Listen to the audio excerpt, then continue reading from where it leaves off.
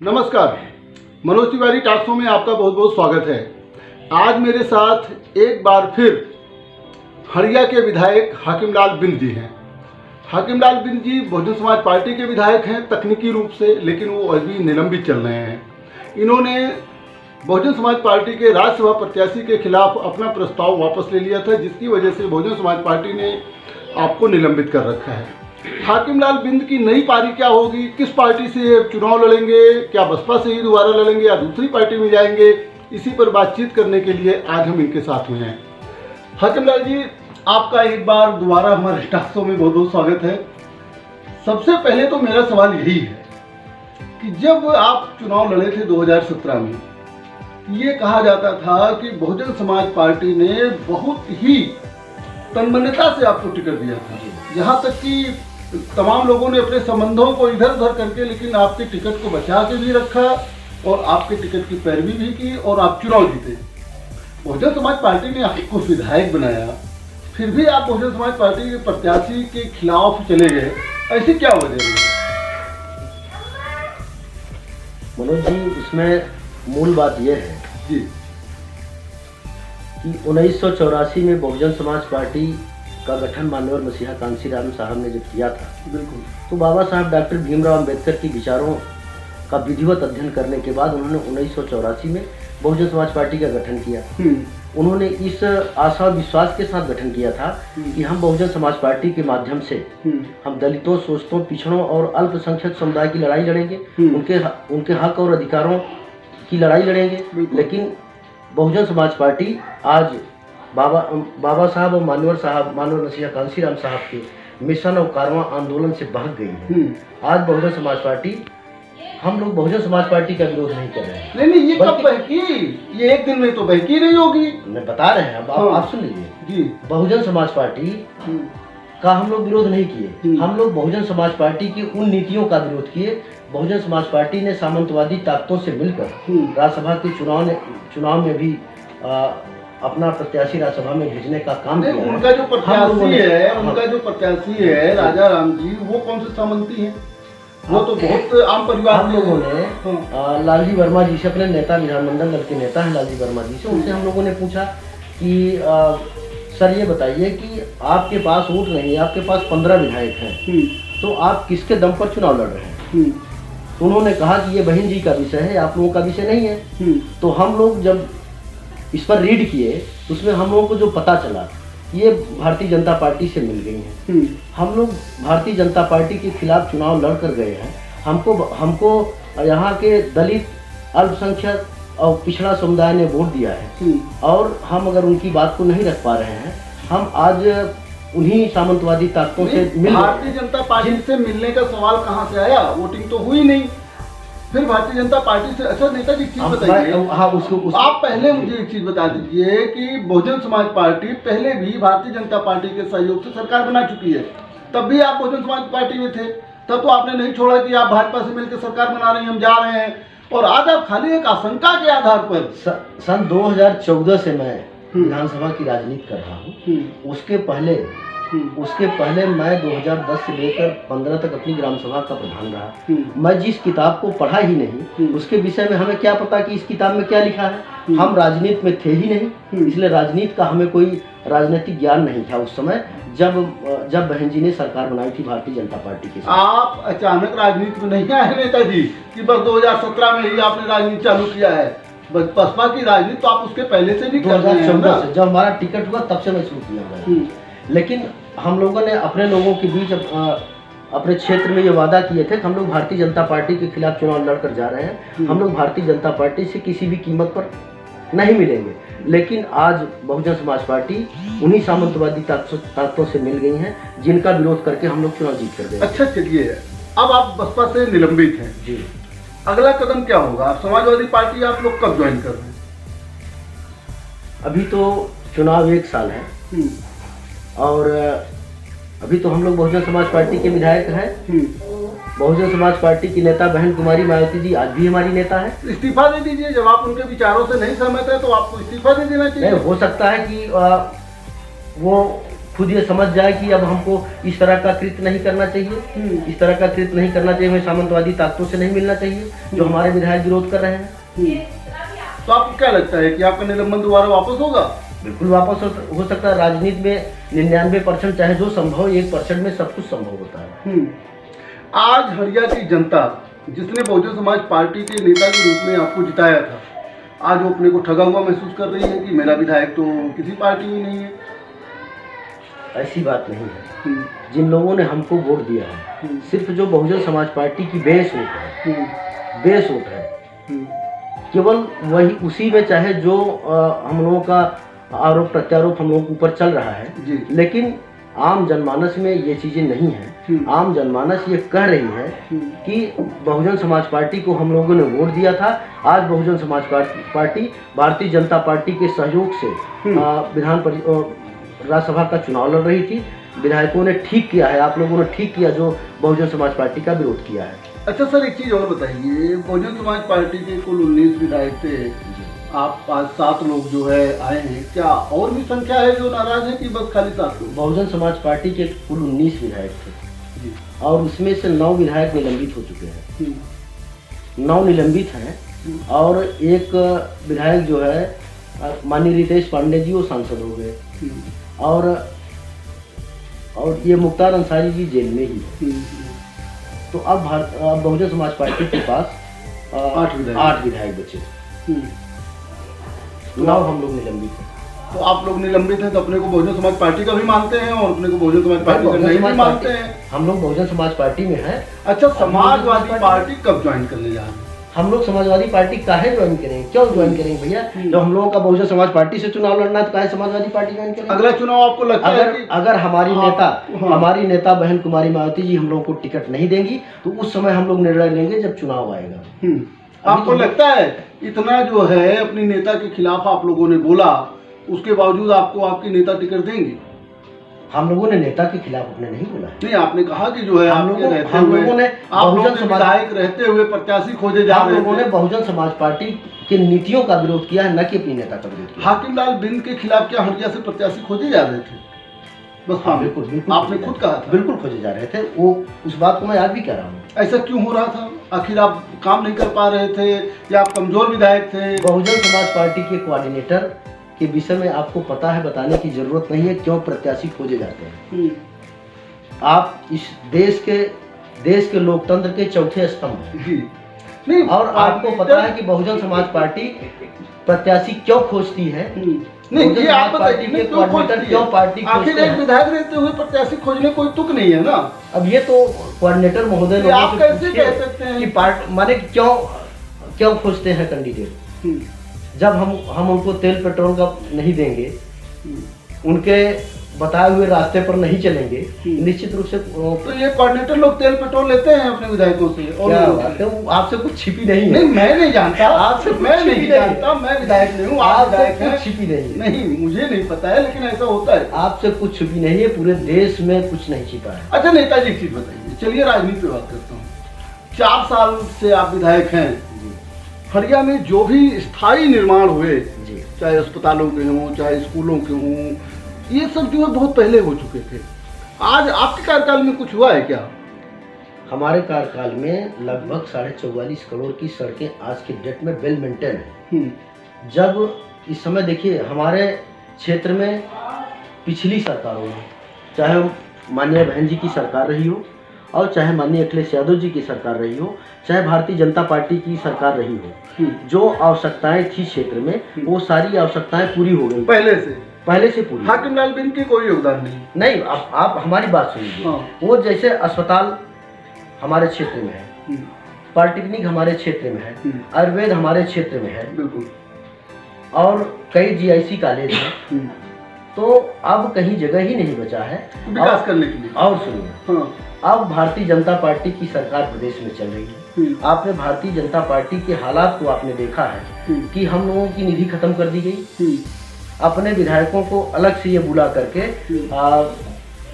अलग से 5-5 करोड़ का काम दे दे रहे हैं। लेकिन हम लोग 3 विधायक, ये 44.5 करोड़ रुपया आपको कहाँ से मिला विकास करने के लिए? आप बता रहे हैं, ये भी आप सुन लीजिए कहाँ से मिला।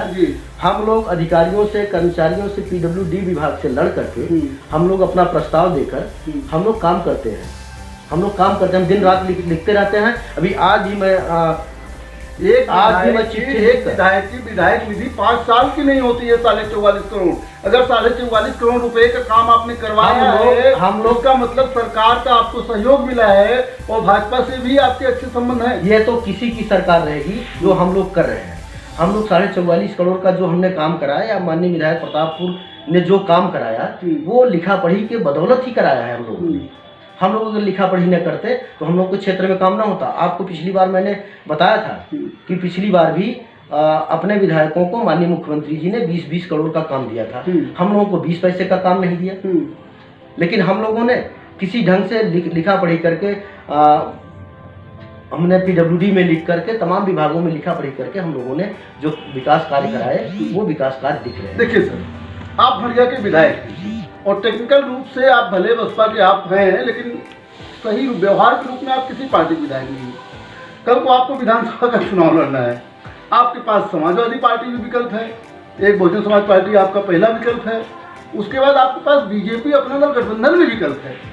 आप बीजेपी के खिलाफ चुनाव लड़े थे। अगर भविष्य में मौका लगे, राजनीतिक संभावनाओं का खेल है, क्या भारतीय जनता पार्टी चुनाव नहीं लड़ सकते? देखिए, हम इस पर अभी कुछ नहीं बताएंगे, ना कुछ इस पर बात करेंगे, इसलिए कि अभी चुनाव 1 साल है। राजनीति में सब कुछ संभव है। अब भाजपा में भी आप जा सकते हैं। नहीं, हमने इस बात को नहीं कहा। संभव है ना, राजनीति में सारी चीजें संभव है। राजनीति में कल क्या होगा वो किसी ने नहीं मतलब जैसे सपा में निधि यादव वहाँ से लगी हुई है, रोज वो क्षेत्र में मेहनत कर रही है। यदि समाजवादी पार्टी अपने पुराने प्रत्याशी को टिकट दे देती है तो हाकिमलाल बिंद के लिए क्या रास्ता बचेगा? अरे भाई, हम तो समाजवादी पार्टी तो ज्वाइन किए नहीं है कि हम निधि यादव जी को कहें तो बहुजन समाज पार्टी आपको निलंबित कर रखी, क्यों टिकट देगी? ना टिकट दे तो क्या हाकिमलाल बिंद चुनाव नहीं लड़ेंगे? हम 5 साल हाकिमलाल बिंद चुनाव नहीं लड़ेंगे। अब वो समय बताएगा। अच्छा नेताजी, 2022 जब आएगा 2022 तब हम लोग तय करेंगे। मान लिया बहुजन समाज पार्टी आपका निलंबन वापस कर दे और हरिया से टिकट ना दे, तो भी क्या हाकिमलाल बिंद चुनाव लड़ेंगे या त्याग करेंगे? ये किसी डॉक्टर ने थोड़ी बताया है कि आप चुनाव लड़ेंगे तभी पृथ्वी पर जिंदा रहेंगे। नहीं, आप एक विधायक हैं, विधायक के रूप में आपने काम किया है। रही बात बहुजन समाज पार्टी के निलंबन वापस लेंगे, हमारी नेता हमको टिकट देंगे, बिल्कुल मैं चुनाव लड़ूंगा। बहुजन समाज पार्टी से भी नहीं, निलंबन वापस लेने के बाद भी अगर वो टिकट ना दे करके दूसरे किसी कार्यकर्ता को दे, तब आपका क्या स्टेप होगा? अब फिर समय बताएगा 2022 में। अभी से आप खुलासा नहीं करना चाहते? नहीं, कोई कुछ है ये नहीं हम लोग। अच्छा, ये बात बताइए नेताजी, वर्तमान सरकार उत्तर प्रदेश की चल रही है, इसका कहना है कि गुंडे माफियाओं के खिलाफ इन्होंने एक अभियान चला के रखा है। हाकिमलाल बिंद कितना सहमत है? देखिए,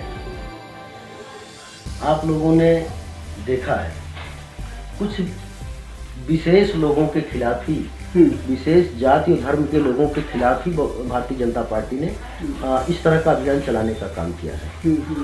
वो आपसे छिपा नहीं, वो सारी बातें आपको पता है। आपको लगता है कि भेदभाव के तहत जो है इन लोगों ने बिल्कुल इस तरह का काम किया गया है।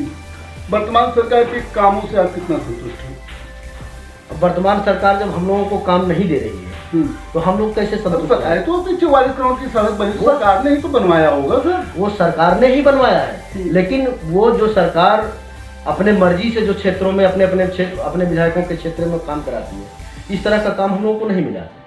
हम लोगों ने जो भी काम कराया है अपनी मेहनत और अपनी लिखा पढ़ी और अपने हक और अधिकारों की मांग करते हुए हम लोगों ने क्षेत्र में लिखा। अच्छा सर, एक सवाल ये आता है कि विधायक लोग जो है वो काम के बदले कमीशन लेते हैं, विधायक निधि के बदले कमीशन लेते हैं, ऐसी परंपरा क्यों पड़ी और कैसे पड़ी? आप कितना लेते हैं?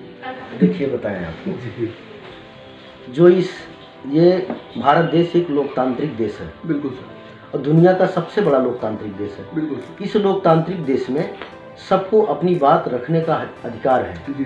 जब कोई प्रतिनिधि होता है, चाहे वो इस प्रदेश के माननीय मुख्यमंत्री रहे हों, चाहे देश के माननीय प्रधानमंत्री रहे हों, चाहे ग्राम प्रधान से लेकर विधायक और सांसद रहे हों, सबके ऊपर आरोप प्रत्यारोप लगते रहते जी, हैं। इस तरह का आरोप प्रत्यारोप तमाम लोगों के ऊपर लगा है। तमाम लोग तो आप देख रहे हैं कि आय से अधिक संपत्ति में जेल भी चले जाते हैं। हाँ, बिल्कुल। लेकिन हम लोगों के पास जब कुछ है ही नहीं है तो हम लोग आय से अधिक संपत्ति तो अभी है नहीं हम लोग। आपका इशारा आपके ही क्षेत्र के पुराने और अब कमीशन की बात कहाँ से आई? अब लोग कहते हैं कि कमीशन लेते हैं विधायक। आप लोगों को खूब पता है कि हम लोग जब क्षेत्र में चलते हैं तो तमाम प्रकार के कामों में हम लोगों को सहयोग करना पड़ता है। कहीं मरनी है,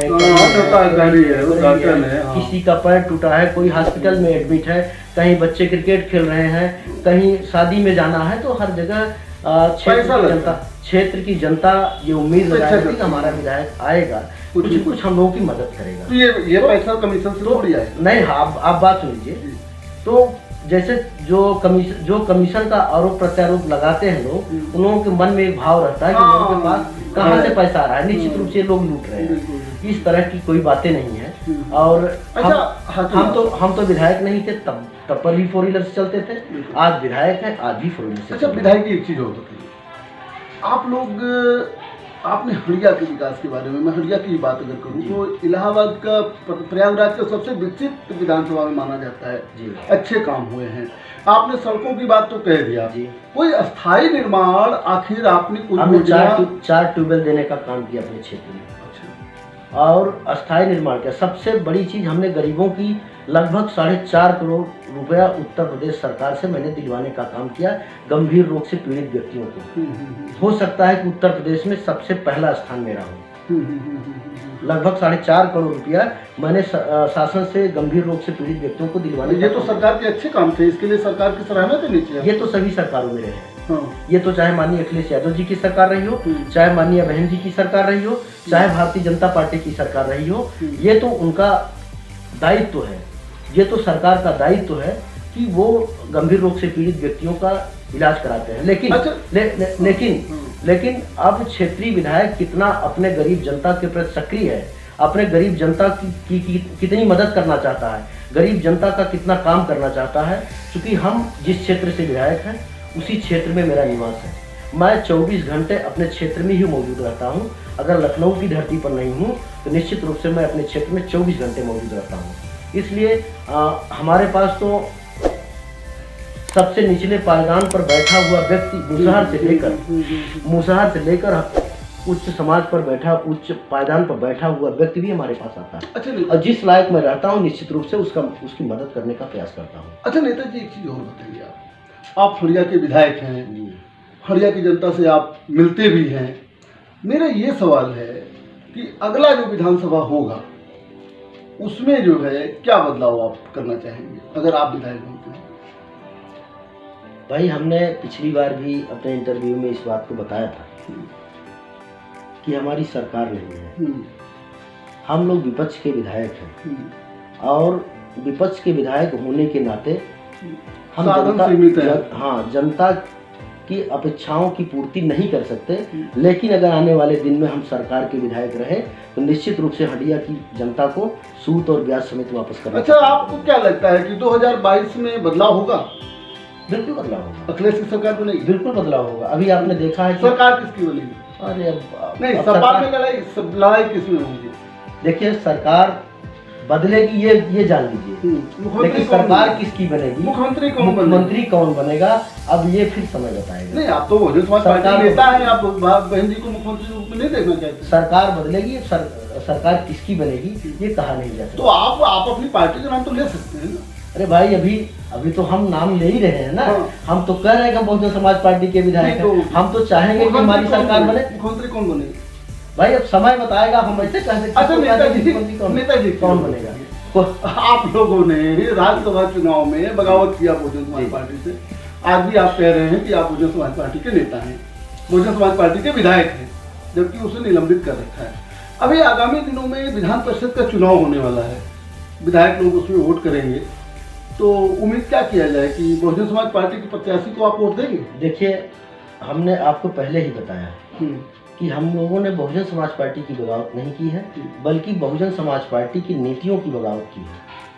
आज जो बहुजन समाज पार्टी की नीतियां हैं हम उन नीतियों का विरोध करते हैं। नेताजी आपको वोट देना होगा और तो आप विधान परिषद का चुनाव होने जा रहा है, जनवरी में होगा चुनाव जी। 12 सीटें खाली हो रही हैं।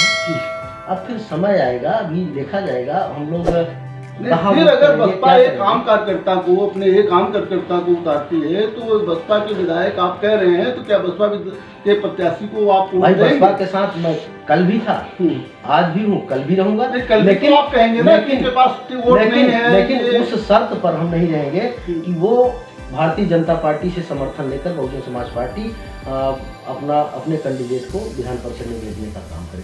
उस शर्त पर हम तैयार हैं। नहीं, बहन जी ने तो कह दिया कि अगर जो है हम वोट देने नहीं जाएंगे, लेकिन हम अगर भारतीय जनता पार्टी से बहन जी सहयोग लेती हैं तो हम लोग वोट देने नहीं जाएंगे, लेकिन हम ऐसी पार्टी को।